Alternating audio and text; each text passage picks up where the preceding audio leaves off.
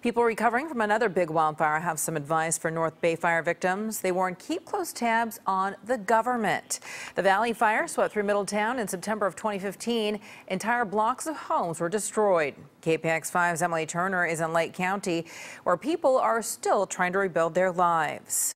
It's been more than 2 years since the Valley Fire ripped through Middletown, destroying homes, and the community is still in various states of rebuild. Some have been able to rebuild and move back into their homes.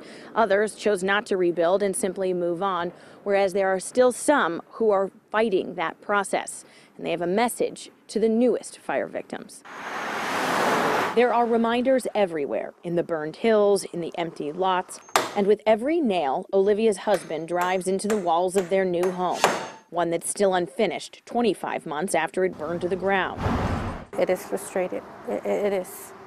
You know, sometimes my husband and I sometimes will be like, you know, why did it happen to us? Difficult because they still have at least 3 more months before they finish rebuilding the house they only had 2 months to live in before it burned down. Issues with debris removal delayed their rebuild process.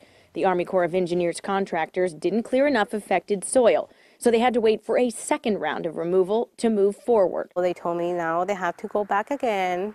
They have to dig another couple of inches more down and then do the same process. Test it again, send it, wait, and go from there. Those months of waiting could have been spent building, she says. Instead, she and her husband and 15-year-old son are still living in the fifth wheel in the front yard. This has been really stressful on the whole family. We had to work so hard just to get to this point. But for those who choose to take the public option for debris removal, Olivia says, be patient and stay on top of crews doing cleanup.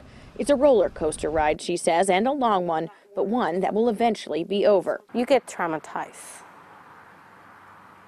but they're going to be able to make it. That's for sure. In Middletown, Emily Turner, KPIX 5.